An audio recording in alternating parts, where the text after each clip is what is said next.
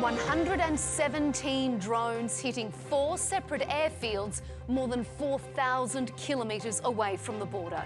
Ukraine has just pulled off an audacious attack on Russia's air fleet.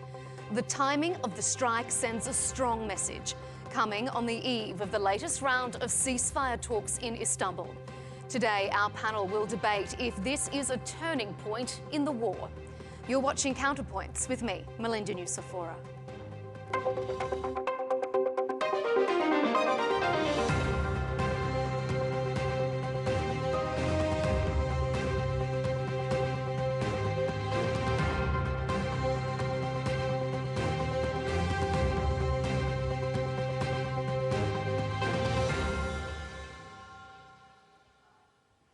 During that infamous White House face-off between Presidents Trump and Zelenskyy, the US accused Ukraine of not holding any of the cards. Well, it turns out President Zelenskyy had an ace up his sleeve. For 18 months, Ukraine has been planning a highly secretive, high-stakes attack deep in Russian territory. Using drones worth only about $1,000 each, Ukraine reportedly took out 40 prized Russian bombers, causing about $7 billion worth of damage. Our Operation Spiderweb yesterday proved that Russia must feel what its losses mean. That is what will push it toward diplomacy. And when Russia takes losses in this war, it's obvious to everyone that Ukraine is the one holding the line, not just for itself, but for all of Europe. But is it enough to give Ukraine an edge, even just in the short term, during this protracted stalemate? It will certainly have changed the dynamic around the negotiating table as talks resumed in Istanbul on Monday. Ukraine will use this show of strength as a bargaining tool, but it could backfire, giving Russia and the US more ammunition to accuse Kyiv of derailing the peace process. There's no sense that the talks will end the war anytime soon. And at the same time, Europe has turbocharged defence spending and Western allies have given Ukraine the green light to use long-range weapons. So, if anything, an expanded conflict may be on the horizon. On this episode of CounterPoints, we'll debate if Operation Spiderweb is a turning point in the war, what impact it will have on negotiations in Istanbul, and has Europe left it too late to up its own defences? Well, to discuss the prospect and potential of both conflict and peace, I'm joined by Sergei Markov, a Russian political scientist and former close advisor to Russian President Vladimir Putin. Major Jonathan Shaw, the former UK Special Forces Chief and a former Assistant Chief of the Defence Staff of the International Security Policy. And rounding out our panel, Cenk Uygur, host and CEO of the Young Turks, an independent American media organisation. Gentlemen, thanks for joining us here on CounterPoints. Well, from the long-term planning, the execution, to the timing of Ukraine's drone assault on Russia's Serbian airbase, it was shocking. It really came as such a surprise. And it certainly demonstrates a military that's much more capable and much more coordinated than many gave them credit for. But on the other side of the battlefield, there are also signs that Russia's summer offensive is about to kick off. So, Jonathan, let me ask you, first of all, you're a military man with vast experience. What do you make of the latest attack? Was it a good move? Did it make strategic sense for Ukraine to do this operation at this time? Well, we'll get a better clue on that with the benefit of hindsight, but at the moment it looks like it's a telling comment just before peace negotiations recommence.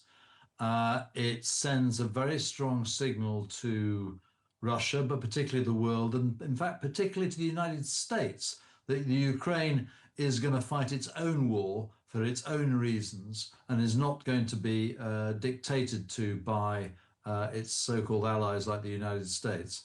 And I think that's really significant. And also, to anyone who thought that the game was over, that Ukraine was finished, I think it's a very interesting development. The fact that people are saying it took 18 months to plan must have certain people thinking, well, if that one's just come to fruition, what else have they got planned there? What else is brewing? And I think it sows that little seed of doubt in people's minds. And if you're going into a negotiation, it's always useful to sow the seeds of doubt in the opponent's mind. Cenk, I'm going to come to you with to pick up on some of the US points that Jonathan said there. But Sergei, is Russia now thinking, what else does Ukraine have up its sleeve? If this has been 18 months in the planning, as Jonathan said, is Russia preparing for something potentially even worse? Of course, this attack was a big failure of Russian army and big success of Ukrainian army. So as British, because traffic of these drones cannot be done by Ukrainian army. The Americans already told many times that it's not Americans help Ukrainians, so who else? British. So this was a Ukrainian-British attack against Russian nuclear potential. It's from Russian point of view. And Russia didn't give a response because Russia afraid of nuclear escalation.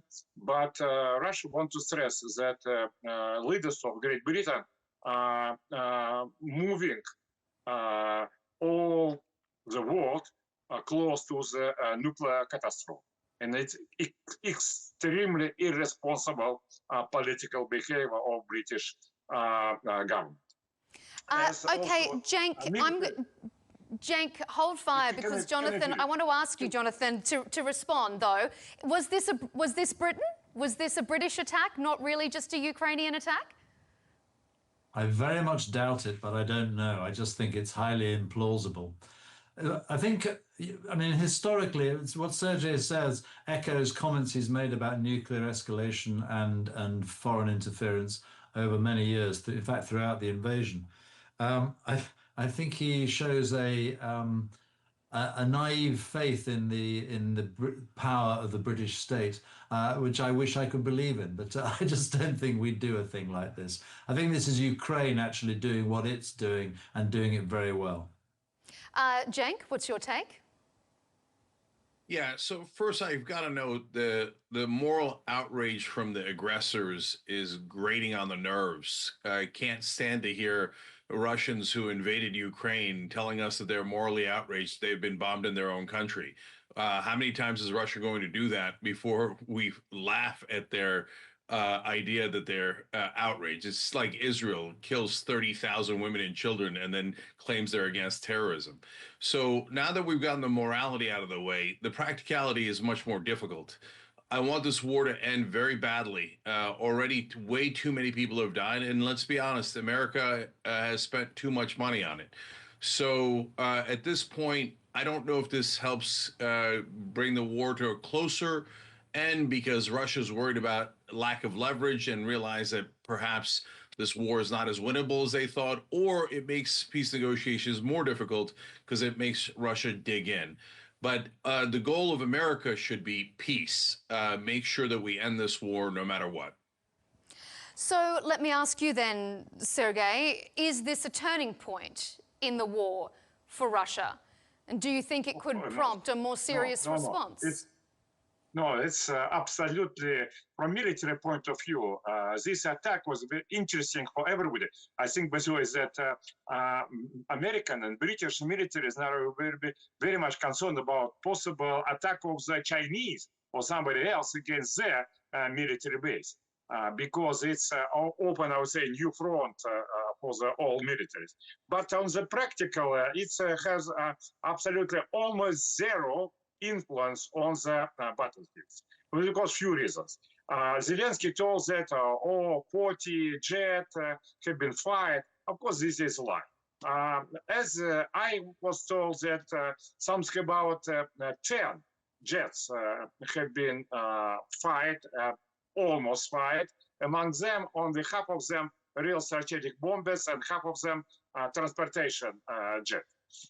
It's one. Secondly, Russia, it means that it's something about 3% of Russian fleet of strategic bombers. Also, these strategic bombers are not used intensively on this war. Only possible 10% of them use on the Ukrainian front. It's first of all because the main problem is not amount of bombers, strategic bombers. It's amount of the rocket missiles. It also, and it's how these rocket missiles expensive for the use. So, from military point of view, this attack, successful attack of Ukrainian army, will have absolutely no any result. Jonathan, with your military background, how would you assess this? Do you agree with Sergei, or could this have more of an impact on Russia's war machine than perhaps Russia's willing to admit? No, I broadly agree with Sergei. I think the war will carry on. It will not prove decisive. I think the major influence is the psychological one, and militarily, it will just be another response. And Russia will respond. Well, the Ukrainians must be expending Russia to respond. And my understanding is that subsequent to the attacks, Russia has mounted attacks across Ukraine. So this is to be expected. Cenk, do you think this is going to backfire potentially on Ukraine? Is the backlash going to be worse than maybe anything that they've gained from this strike? So, look, I don't know about that. And Sergei seems to be saying that this is an absolute outrage, but at the same time, it's no big deal. So he's probably got to make up his mind on that one. And I hope that they put it under the category of no big deal. But this going back and forth is reprehensible. And look, again, morally, it's very clear. It's all the Russians' fault. They invaded, and the invaders have the moral responsibility to end the war, to end their occupation of Ukrainian territory. That one is easy and obvious, and no amount of Russian propaganda will change that. Then the question is, yes, but what do we do now? And I think that America needs to, and Europe needs to put all of their leverage into ending the war. This is not going to help the people of Ukraine, and it's not going to help the people of Russia, who are, obviously suffering because of this war, economically, militarily. And by the way, we should all note that drones are changing the landscape of the military entirely. And now, including the US, we all have to be worried that drones can just nullify the trillions of dollars we all spend uselessly on defense. Okay, before we move on to our next segment, Cenk talking about drones changing the game. Sergei, is it changing the game? Is Russia having to rethink its war strategy now when it sees what Ukraine can do with drones worth only a few $100s? I think the thesis that drones change the game and the style of war is very important. And of course, now, as I have information from the front line, now something about 5 drones against 1 soldier on the front line. Of course, this is absolutely changed situation also, which is very important that it's on the very long distance from the front line, something about 30, 40 kilometers. It's all, in fact, front line as well. But not this exactly case. So what is this man's case? These drones have been moved by big automobile quite close to the airfield, and then they attack this airfield. It means that they, in fact, this is important information that another, for example, nuclear power station can be attacked and so on.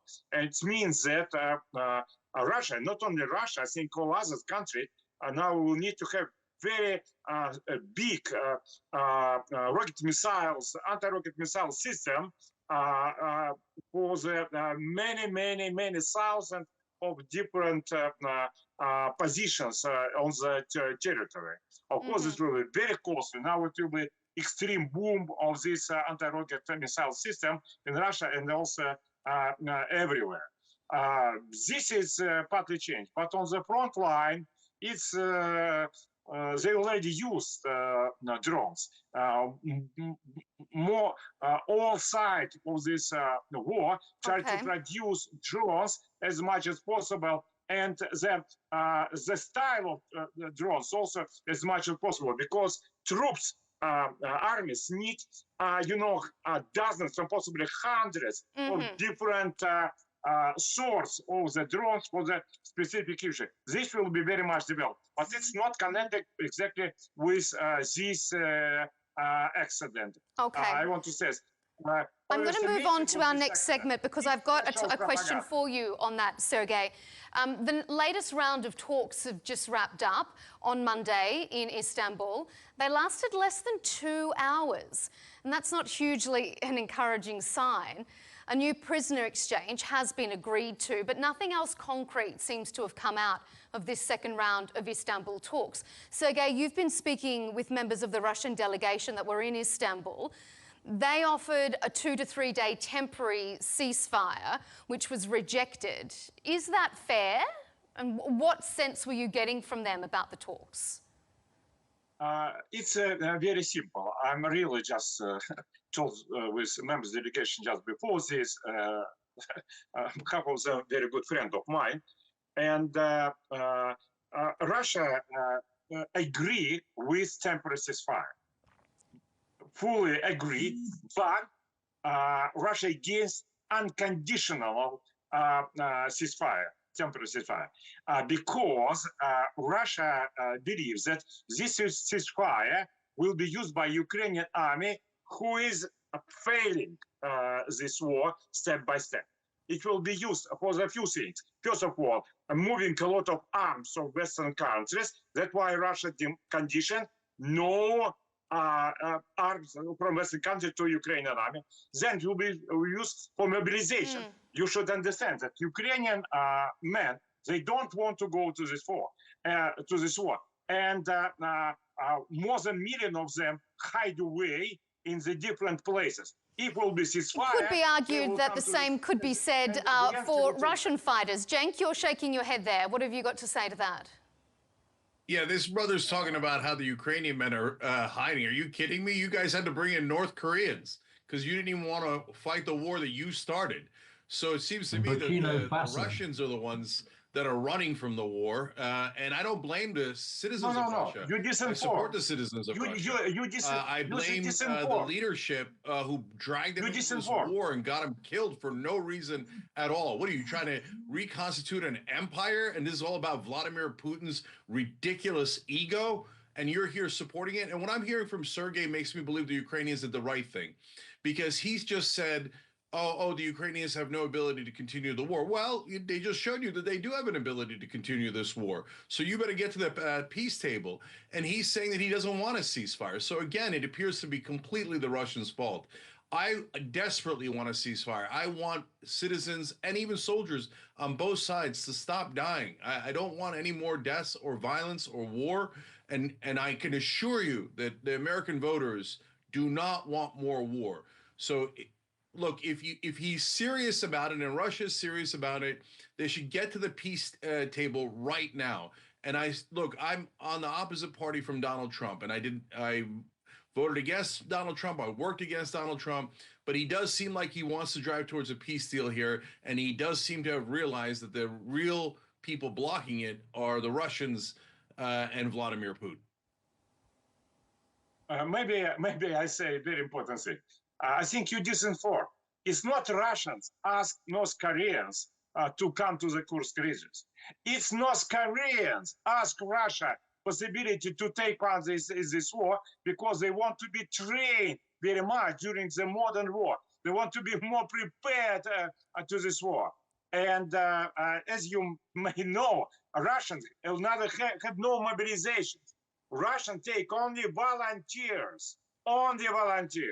Of course, they pay good money to those volunteers, but nevertheless, it's only volunteers. And also one of the reasons Zelenskyy wants to use this period of ceasefire for inviting British and French troops to Ukrainian territory with possibility of the anti-rocket missiles, which should close the sky above the Ukraine. What's the reason for Russia to agree with this? Russian politicians maybe think that they are bad, but they are not crazy for sure. Jonathan, you were shaking your head and smiling there during that exchange. What's your take on that? The mobilization issue is an interesting one. I mean, Sergei is of course right that Vladimir Putin has not mobilized Russian society because that would affect his key base in Moscow and St. Petersburg, which is why if you look at the videos of the people who are actually doing the fighting for the Russians and who are dying for the Russians, they tend to be people from the Russian Empire. And let's be quite clear, Russia is not a country, it is an empire. It grew over about 400 years when it grew, starting with Peter the Great and working all the way through. And it took a long time to conquer the landmass that we now call Russia. But Russia is not a unitary state. And most of the people who are doing the fighting are from the Far East and you know, to the uninitiated Westerner like me, look more like Chinese than they do like Russians.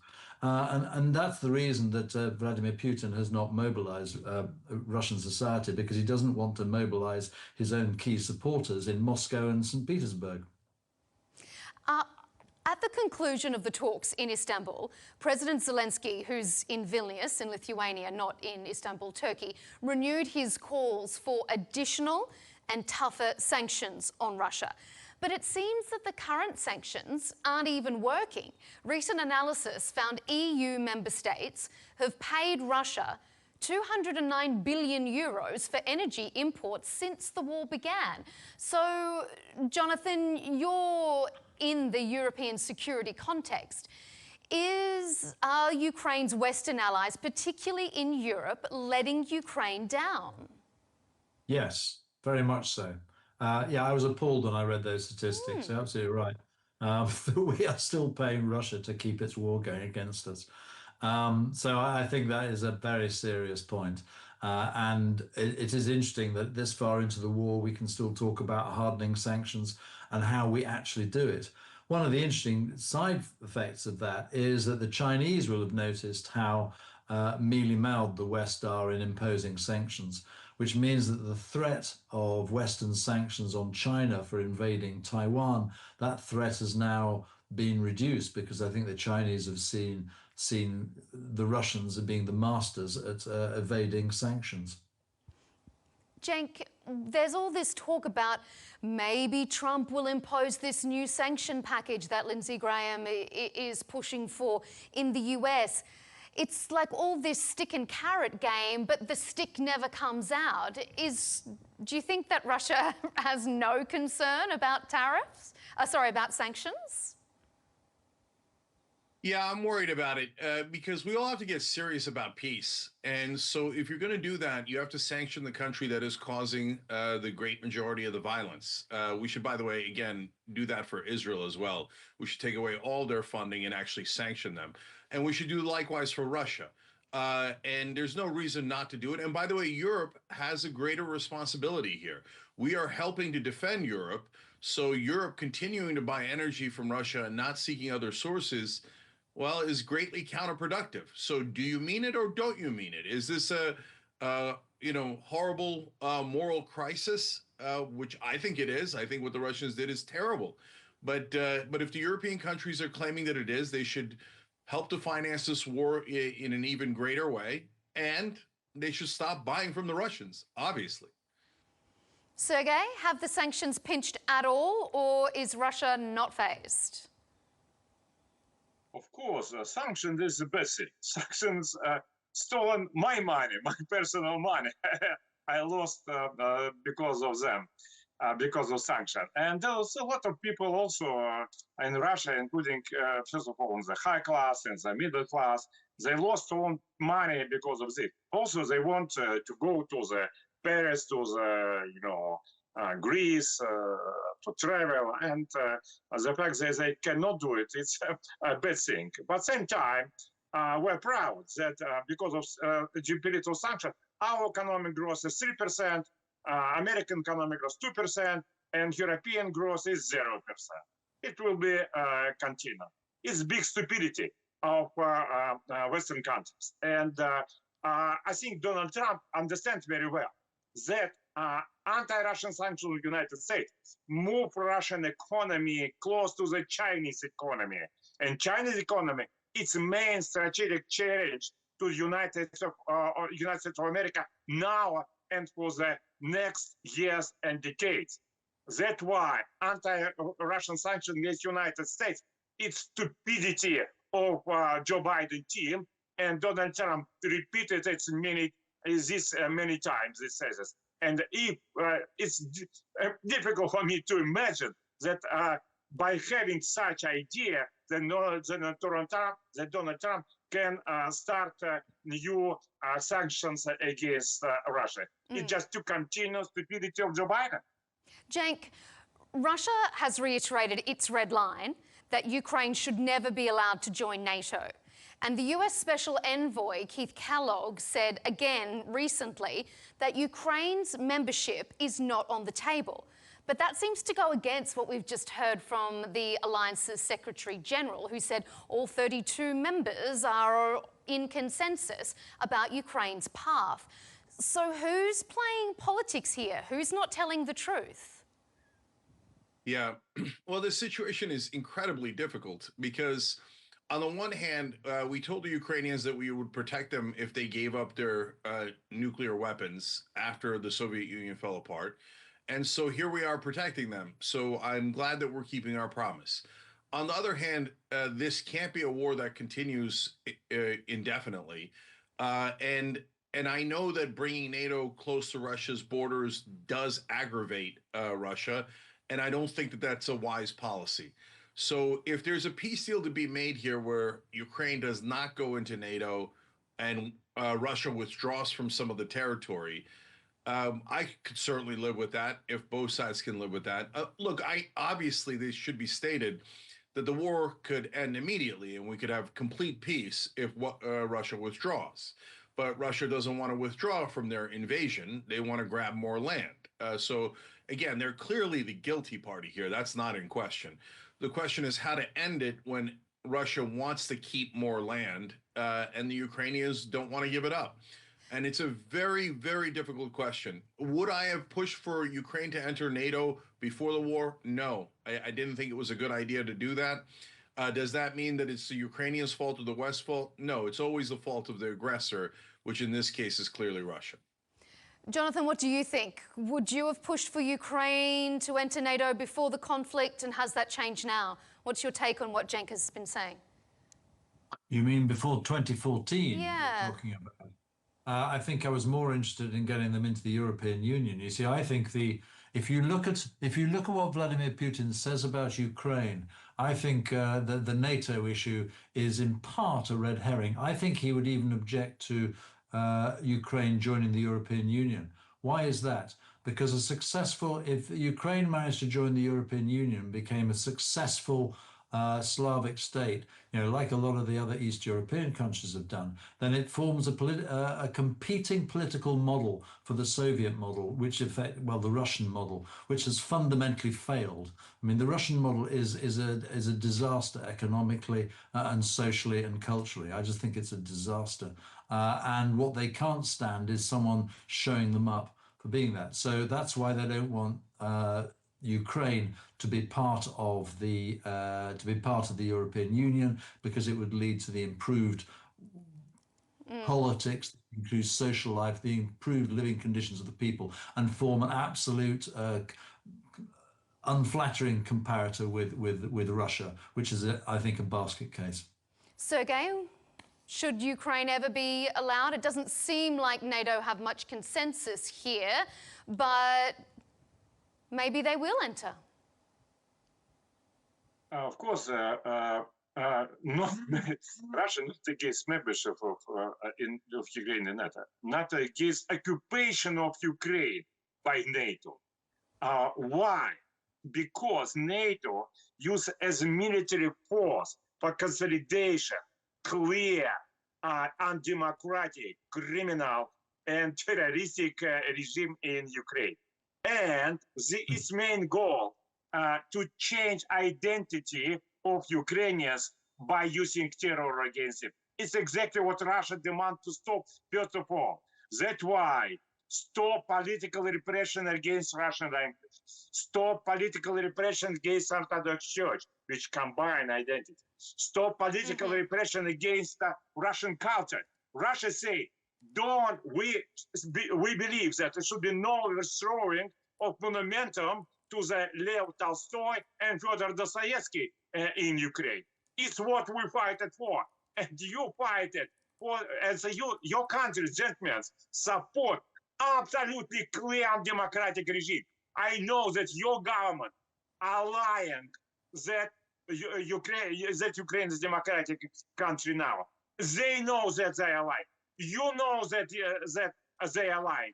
Everybody knows that it's absolutely clear not democratic regime. And from our point of view, most important, not exactly Ukraine, most important that Europe already not democracy. If they can support absolutely clear repressive regime, they're ready to continue. It means that they're ready to the very Cenk, what's your risky, take on that? I actually want to ask Sergey a question.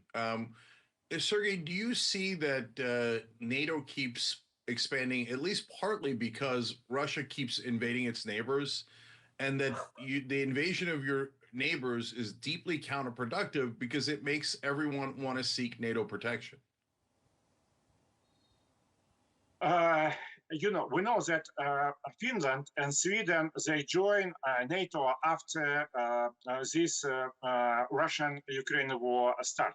At the same time, you should understand that from our point of view, it means almost nothing from security point of view, because being a member of European Union and based on the agreement between NATO and European Union, Finland and Sweden already been part of the military machine of the NATO and Western coalition. So it's not so big problem. And well, if it's not such a big point, why did Russia make such a stink about it?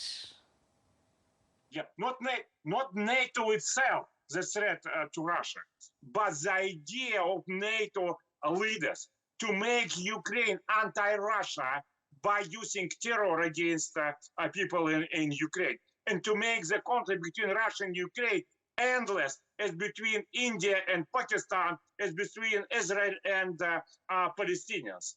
It's what Russia wants to take as a threat. Jonathan, is NATO trying to make Ukraine anti-Russian? I don't think, I think that would be one of the easiest sells if it was required. I actually don't think it's required at all. For most of the, Ukraine, in all the censuses taken before 2014, showed that Ukraine was split. There was a small section on the eastern edge, which had been traditionally part of the Russian Empire, but the western part, all the way of Ukraine, which had been part of the Polish-Lithuanian Empire or Commonwealth for 400 years, until Peter the Great was given Ukraine by the Polish state back in sort of the late 17th century. That's the sort of split in the country. So it was already the case that most of the country was Western looking, and there was a slip on the eastern side that was Eastern looking.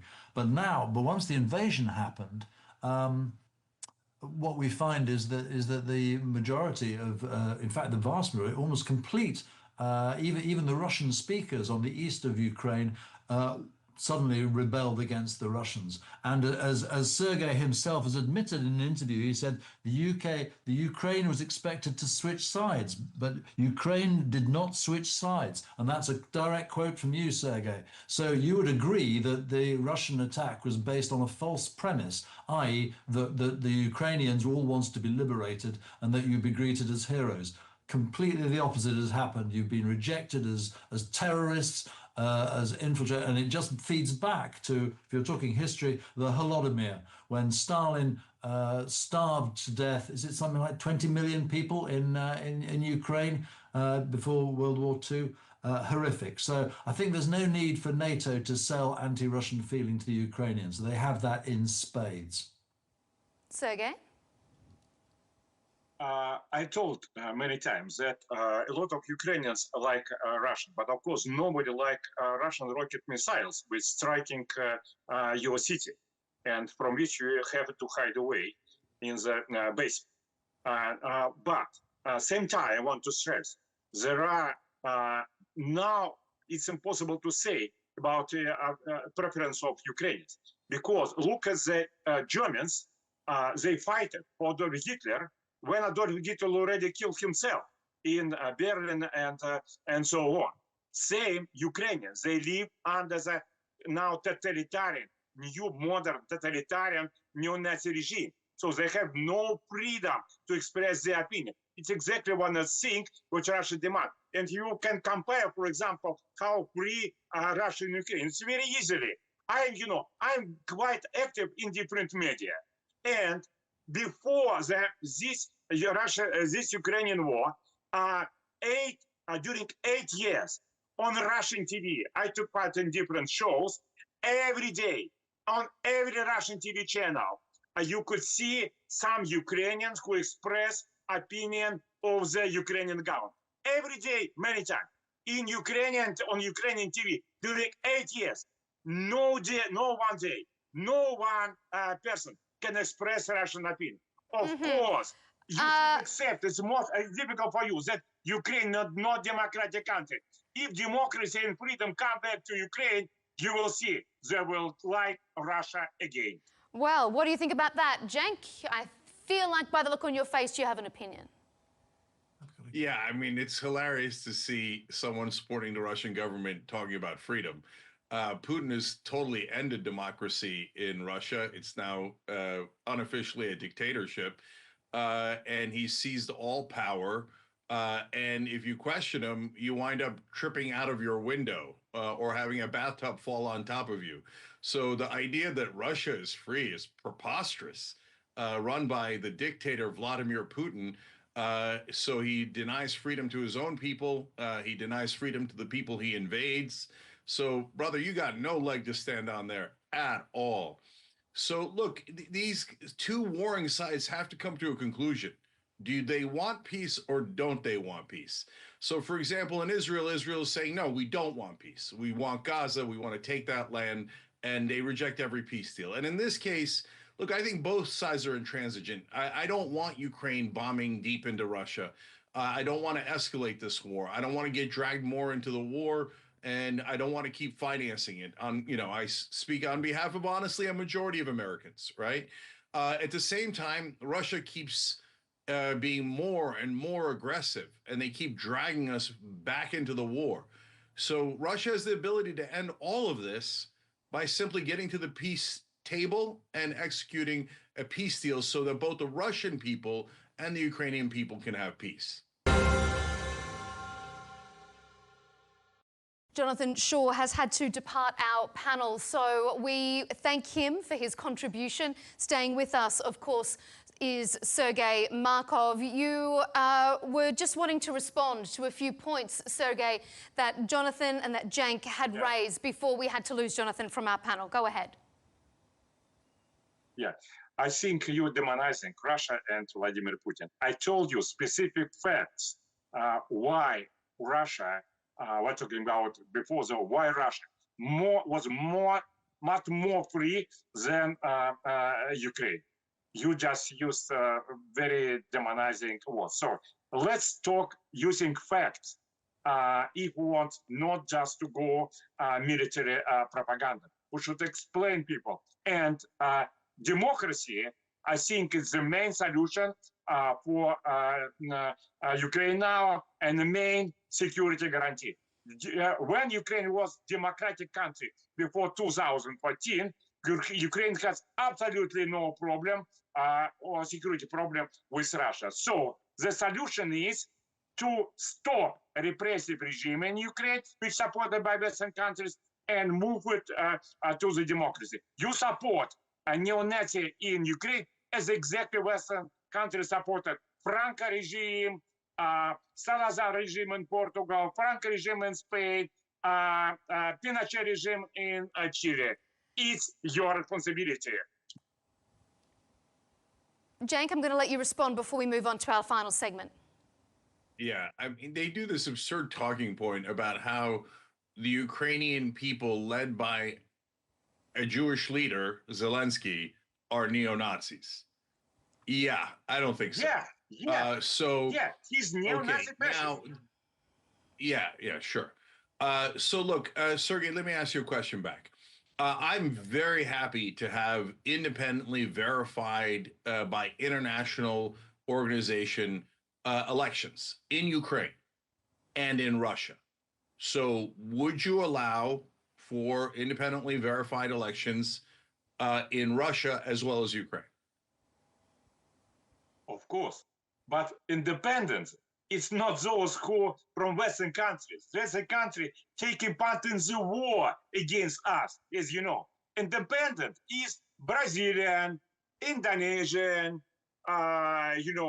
Indian, and so on. We invited them on all our elections. And, as a member of Council of Europe, I've been part of the different monitoring election team. I'm sorry, they are not independent. They fully depend on, so-called Western coalitions. Is the problem that no independent international organizations? Okay, I'm going to move it on to our final segment here before we get too bogged down in elections. Germany's chief of defence has warned NATO members to prepare for a Russian attack within the next 4 years. Germany has already upped its defence spending, reversing years of neglect, but as have other European countries. But you can't just flick a switch. That kind of military ramp-up takes time. Cenk, do you think this is just fear-mongering, or is this a very real possibility? And is it then something that the US is going to have to foot the bill on once again? Again, we're in a difficult position here because I don't want any more military-industrial complexes in the world. They have a financial incentive to drive all of us into wars. So the idea of Germany rebuilding their military is a frightening one. On the other hand, I understand why Europe wants to defend itself, especially as America grows very tired of the wars. And so it puts us in a difficult situation, and there are no easy answers. But if I'm the Germans, do I want to protect myself against the Russians? Of course I do. I mean, the Russians show an insatiable appetite for conquest. And every time they have an excuse, just like Israel, they made us do it. They made us take their territory. It's the Ukrainians' fault that we had to invade them and kill them and take their land. No, it's not the Ukrainians' fault. It's your fault. And so if I'm the Germans, I start to get a little nervous about my, historic adversary, Russia, which has always had expansionist dreams and now has put them into effect. So, I mean, Sergey, I think you'd have to agree, the Germans and the others would be crazy not to be worried about your imperial expansion. First of all, she had no imperial intention, but at the same time, I think the war between Russia and NATO could be very easily, and not in the 3, 4, 6 years, but even this year. But it's because aggression from NATO. If NATO countries will send the troops to the Ukraine to take part in the war against Russia, this war will be started. And it's exactly the plan of Zelenskyy and partly Macron and Starmer.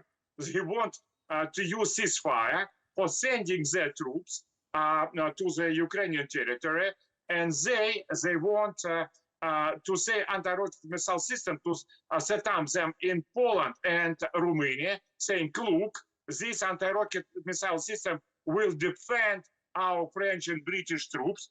Then Zelenskyy provoked new kind of war, and as a result, the fighting will start between troops and French and British troops on one hand, and Russian troops on another hand, and also from Romania and Polish territories. And as a result, Russia will have to strike against a military base on the Poland and the Romania territory. So that sort of rhetoric, then, you wouldn't think it was too far out of the realm of possibility for Europe to be preparing to be attacked by Russia? They will be prepared probably for this. It could happen this summer, not in the summer yet. This summer, according to Zelenskyy plan, the war between NATO and Russia should start. You think Zelenskyy wants a war between NATO and Russia? Of course, very much. Russia doesn't. Because Russia doesn't want to have a war. Russia doesn't want to have this war. And Russia many times told to the Western countries, if you send your troops to take part in Russia, against Russia on Ukrainian territory, you will be situation in war against us. It's very dangerous. It can lead also to the nuclear war and to a total catastrophe. That's why what do you think? Russia repeating many times. Is Zelenskyy trying to lead NATO, Cenk, into a war in broader Europe? I don't know about Zelensky's intentions. I do know that we definitely should not use NATO against Russia. So I want to de-escalate the war. I don't want to further escalate it. And using NATO troops is totally unacceptable. You know, look, as you can tell throughout this interview, my heart goes out to the Ukrainian people. But bringing in NATO troops against Russia would only make things worse for Ukraine and everyone else. Okay, but, you know, it's not helpful to... hold on. It's not helpful to have Sergei threaten Russia attacking Poland and Romania next, perhaps as early as this summer. Sergei, I don't understand how you can't see that people are reacting defensively towards you as Russia continues to not only take land, invade nearby countries, but to threaten Europe itself with an attack. You're making the war more dug in, and opposition against Russia more dug in. So you've got to get out of there and end this thing. It's not going to end well for Russia, Ukraine, or anyone else if this war continues to escalate. You know, of course, it's very dangerous. But you know, I think where I have to give you response if you will fight against me. You say, oh, you're saying very dangerous that you fight against me. I'm repeating that Russia will target Romania and Poland only if Romania and Poland will give their territory for attacking Russia. The UK Prime Minister, we're talking about whether or not we're going to expand into Europe here. So I want to play you a part of an interview from the UK Prime Minister. The UK PM has refused to rule out the possibility that British troops could be sent into Europe to fight against Russia. Take a listen. We are moving to warfighting readiness as the central purpose of our armed forces. When we are being directly threatened by states with advanced military forces, the most effective way to deter them is to be ready. I'm not sure if you could hear that very clearly or not. Cenk, what do you make of the thought of UK being on a war readiness footing? Does that bring us closer to peace or further away from it? I think all this talk leads to a rise in the escalation of the war. Both sides have to cut it out. So not only in bombing deep inside Russia, which I think, you know, certainly can be counterproductive, and they should not use U.S. weapons to do that. And Russia with constantly trying to take more territory and threatening more wars. So I don't like it when the British or the Europeans do it. I don't like it when the Russians do it. Everybody's got to bring the rhetoric down, get to the peace table, and end this thing. So if you don't do that, you know, if Sergei comes in here later and says, oh, NATO made Russia take more of their land. NATO made Russia invade. NATO made Russia kill all these civilians. It's not going to help anyone. And you know, he again threatened nuclear war here. That's dangerous, insane talk. So who wins from nuclear war? No one, including the Russians. You've seen the map, right, Sergei? Ukraine's right next to Russia. So I don't know what kind of maniacal talk this is, but both sides have to bring it down, get to the table, and end this. So just finally, Sergei, is this going to bring us closer or further away from peace? This talk from the UK that they're on a wartime footing now. From our point of view, French and British leaders, they are making every dangerous step to escalation when they're talking about sending their troops to Ukrainian territory. It's we want them, please don't do it. And same time, I will say you that now a big discussion inside Russia, frankly speaking, we don't understand why Western leaders and Western media and Western experts just don't want to see how the awful devil they created in Ukraine. If you created this devil and if you support this devil, who are you? Why you ignore this absolutely clear fact that Ukraine not democratic country? It's awful devil now. This devil kill Ukrainian first of all, which from our point of view, they are Russians. Because if you may know, Ukraine been part of the Russia during 1,000 years. And Kyiv was Russian capital during 3 centuries. For us, it's civil war. Cenk, before we wrap up, it's still a war? Yeah, this is what leads to endless war. The Turks can say, what? We had Athens for 500 years, so we should go back and get Athens. And then the Greeks could say, oh, we had Eastern Turkey or Western Turkey for thousands of years. So let's restart every war because of ancient ethnic strife and the belief that you own the land. You don't own the land, brother. Okay, Ukraine is Ukraine, Russia is Russia. Get out of Ukraine, end the war, stop attacking your neighbors. These are not difficult asks, they're the bare minimum asks. And so then when you invade your neighbors 3 times over, don't get surprised when people think you're the aggressor. Let me ask you a very simple question. Why you, if you're pro-democratic, why you ignore political repression against Orthodox Church, political repression against Russian language? Russia, you know, very simple information. When Ukrainians come to the banking machine to take their money, you know how many of them are choosing Russian language for the talking with banking machine? 97%. 97% prepared to use Russian language. But to be fair, Ukraine hasn't outlawed the speaking of Russian.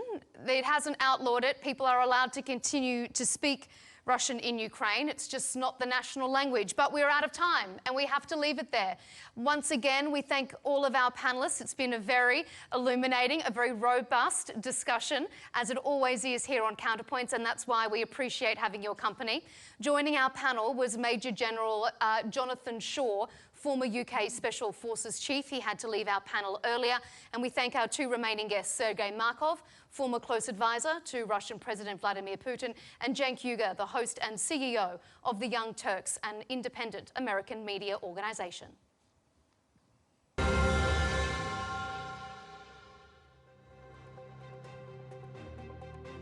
And thanks to you at home for tuning in to Counterpoints with me, Melinda Nusafora.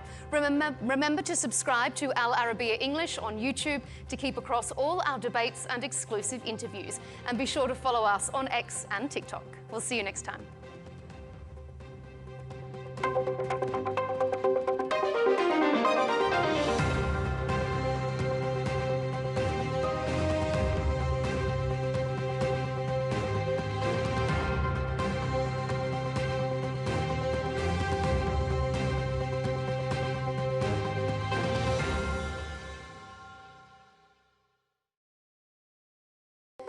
President Trump accused Ukraine of not holding any of the cards. Well, it turns out President Zelenskyy had an ace up his sleeve.